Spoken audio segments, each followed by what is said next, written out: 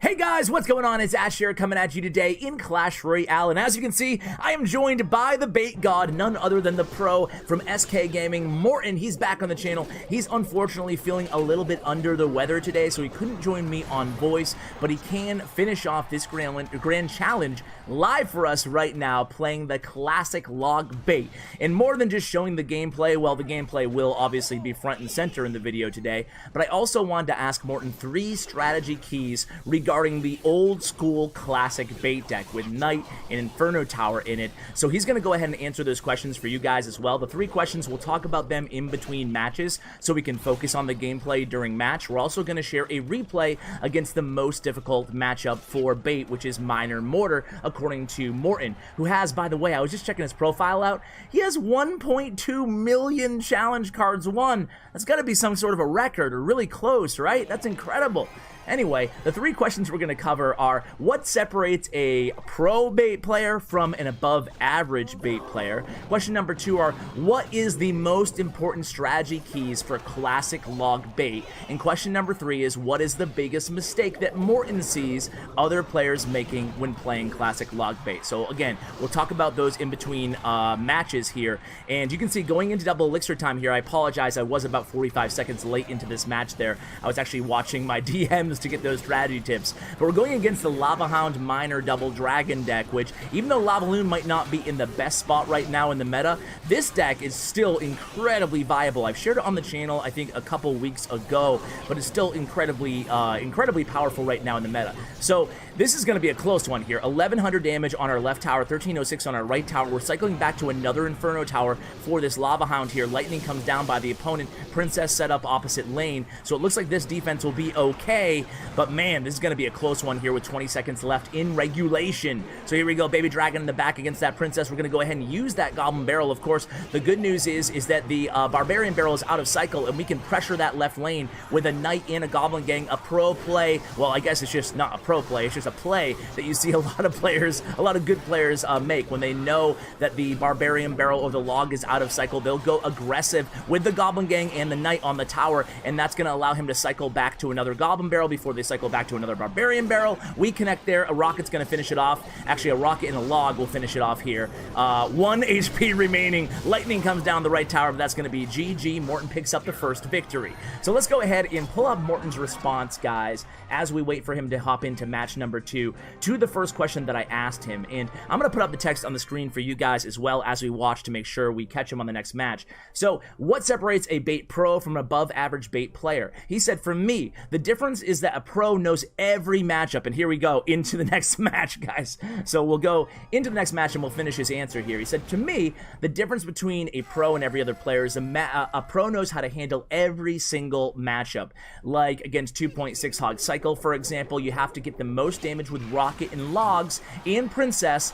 And other point is that a normal player doesn't care that much about the opponent's cycle, but it's really important. Sometimes you can finish a pump with a Knight Goblin Gang barrel instead of just rocketing. So just knowing every matchup, and the best way to get better at matchups is honestly, and it sounds tedious, but once you do it a couple times, I guarantee you'll say, okay, you know what, I actually feel myself getting better here, is picking out a friend or a clanmate, and once you lose in a grand challenge or against a ladder deck and you thought, dude, I just struggled against that matchup, what you guys can do is have that clanmate, anybody, it can be anybody, say, hey, can you play this deck? Can we friendly battle a couple times until I learn what I'm doing wrong? And that's the way to get better at specific matchups. That, of course, and watching a pro player here on CWA Mobile Gaming or any other YouTube channel or stream, and in finding the ways that they handle matchups that you struggle with, and certainly that's another easy way to get better at those matchups. Find what the pro is doing that you normally don't do.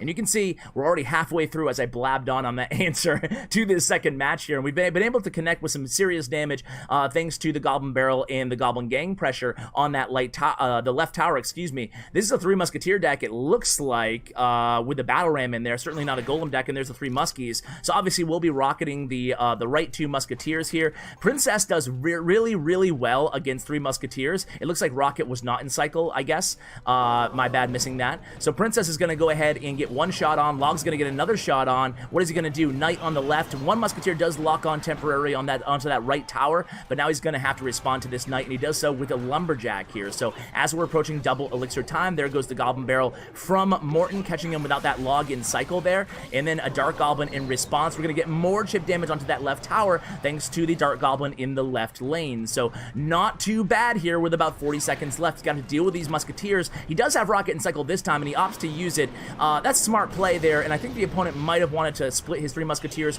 on the other side. That way Morten wouldn't rocket the tower that he's going for. Usually 3 Musketeer players want to play the 1 Musketeer against the tower that they're trying to take down. Otherwise, you're just going to bait out that big spell and kind of negate your push on that other tower. Not always the case. Sometimes you want to switch it up, but, you know, in that situation, if I was the opponent, I would have split them the opposite way. So now we have a Goblin Barrel connecting there. No damage. A nice Rascal play by the opponent. What an interesting 3 Musketeer deck. Dark Goblin, Rascals, Lumberjack.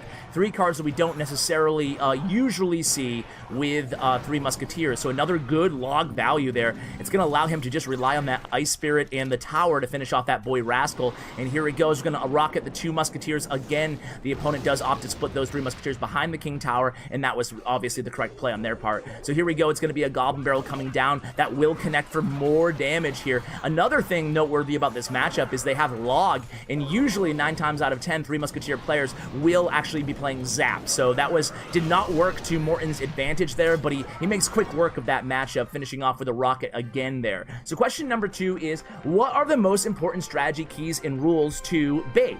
And he said, not overextending if you are low in elixir, and we're already in a match. Oh my god. All right, so against Epic Wheezy here, but he says not overextending if you are low in elixir, defend with like a miner and an Ice Spirit instead of your knight, and keep your important cards like against Mortar, for example. The knight is very important to distract the Mortar. And if you played against a Goblin gang, for example, you would have, or if you played against a gang, you would have a big problem. A key is to start with a barrel in the safe spot, or start with a princess in the back, and don't leak elixir. Play defensively every time, try to get chip damage. So basically, he's not a big fan when you're playing bait. It's not the deck that you want to be leaking elixir. Play defensively, keep cycling those princesses in the back, and just let the match kind of come to you early on while you're waiting to identify your opponent's deck. So here we go. It's going to be a Goblin Barrel coming down the right tower for Morten in the safe spot. Still using that safe spot against NATO. Obviously, that's going to be the correct move 9 times out of 10 for your first Goblin Barrel. You don't want to get that King Tower activation because it does really well against bait. A nice catch there, protecting his princess and forcing a poison out of the opponent. So Epic Wheezy with an aggressive poison there, taking down the princess and doing some damage to the knight. So Morten's going to pressure a little bit at the bridge here. He comes in with the Goblin Barrel and the knight and the Goblin gang, and that was really lucrative here. Guards being played by the opponent. A log comes down. We get that right tower all the way down to 1358 just in that heads up play, and I saw that poison. I was thinking that Morten might be pressuring, and exactly what he did there. Obviously Barbarian barrel not in cycle, and the number one thing you want to do, whether you're playing classic bait or any bait for that matter, is obviously lean heavily on, once you know the opponent's log or Barbarian barrel is out of cycle, you punish then. You go aggressive just like Morten did there. So now Barbarian barrel is used again. That opens up a potential Goblin Barrel play, and there it is immediately coming down with the Goblin Barrel. That's going to connect for all sorts of damage. Barbarian Barrel again out of cycle for the opponent. And this is going to be an important and tough, tricky defensive sequence here. The Inferno Tower does take down that Lava Hound before the E-Drag gets in range. We have a Princess sniping opposite lane. We have an Ice Spirit played, and he's going to opt to just go ahead and rocket that E-Dragon down. Smart play by Morten there. Again, he has that right tower close to rocket log range there. Now he has it in rocket lane range. What? All right, so log comes down there. Princess stays alive, finishes off those guards. One more shot, but at least she gets a shot against that Mega Minion. So now we could potentially play a Princess at the bridge here in the right lane to finish off that tower later on rather than wasting a rocket. He might opt to use the rocket again against that E-Dragon. He does exactly that. So rocket comes down, miner on the left tower, poison comes down for the opponent. We play a gang right against that miner, and the 2 Spirit Goblins stay alive to help out against those lava pups. Goblin Barrel comes down, does connect for a little bit of damage. That's going to be log range, and GG just like that. Morten finishes off with a clean sweep in this grand challenge. Makes it look easy, guys. I'm going to ask Morten to share a replay of that Mortar matchup I told you about, because he did say that was the most challenging matchup. So I'm going to go ahead and do that, and while I do that, I'm going to probably cut out here while he shares the replay. Let's say wow GG because he finished that flawlessly. And what I want to do is answer the third question while we watch that Mortar replay. I'll be right back with you guys. Okay, guys, here's the deck that we're going to be watching right now. Let's go ahead into this replay. And the third question was, what is the most important mistake not to make? Does that make any sense? What's the #1 mistake and how can you not make it, right? He says, for me, it's starting too aggressive if you don't know the deck from the opponent, which is 99% of the time for us mere mortals who don't play at the top of ladder and memorize every opponent that we face. He said, don't play early rockets. For example, like a musketeer in the back, Morten would not rocket that early if it's really early in the match, because he doesn't want to overextend. He wants to make sure he saves his rocket in case he needs it for another card that's more important.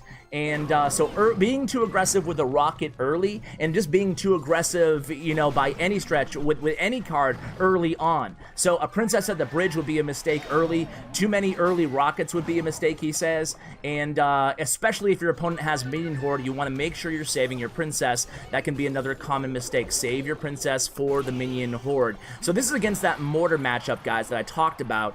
And again here, going to be a very tough, difficult matchup according to Morten, the most challenging. And it looks like that Dark Goblin is going to stay alive, forcing out a log out of Morten while the miner does connect to his right tower. This deck is so challenging with the Prince version of the mortar. In my opinion, this is either with the Prince or the Rascals in that spot for 5 elixir. This is the best mortar deck in the game. I actually covered this deck somewhat recently with Midfinger on the channel if you want to check that out, probably about a week and a half ago. I'll link it in the description for you guys, along with the deck link, of course, for classic log bait. So here comes the log on the right lane. That was a really smart Goblin Barrel, guys, by Morten. If you didn't notice that, he played it really early. That way the log wouldn't take care of his princess, and he forced a Dark Goblin out of the opponent. It's kind of a small play that is tough to notice if you're just watching the replay in regular time as we are, not dissecting every single move, although that might be interesting in the future to do for some sort of a video.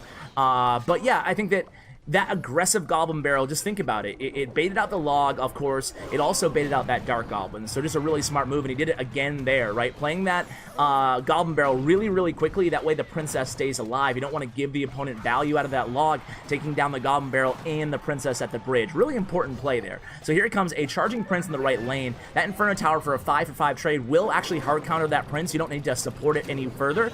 So you can see Prince does get the charge on, but now the Inferno Tower is beaming up, and of course the opponent doesn't have a zap or anything to reset that Inferno Tower. So now things are pretty even, close to even here as we enter in with about 30 seconds left in this match.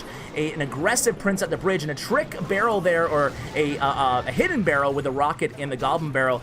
The Knight played there is going to intercept that Prince and force him to not get a charge off on that tower or the Knight, and then the Goblin gang will finish off that miner on the right tower. Things are still even with 10 seconds left. There's a beautiful play here, guys. If you know the opponent's going to counter you with the Goblin gang, a beautiful play obviously is going in with the Goblin Barrel in front of the tower and then having that predictive log down. An excellent play, and it really kind of sealed the deal in this matchup here for Morten. But he does actually give up a mortar lock here. Certainly not what he wanted to have happen. We do connect with the Goblin Barrel there, and then Princess is going to take care of that Goblin gang. Are we going to log? No, we don't need to log. Oh, we did it anyway. That's going to chip away, bring us to rocket range, and boom! GG, tower down. So there it is, guys. Making it look easy is Morten, and I hope this video helped you out. Obviously, this is not a new deck. This is not a deck that I have never shared on the channel before, but I thought it'd be kind of cool to take a look at old archetypes that are still popular and viable in the game, kind of revisit them, cover certain strategy tips like we used to do way back in the day here on the channel. I hope you guys enjoyed, and take a look at his profile. Look at this.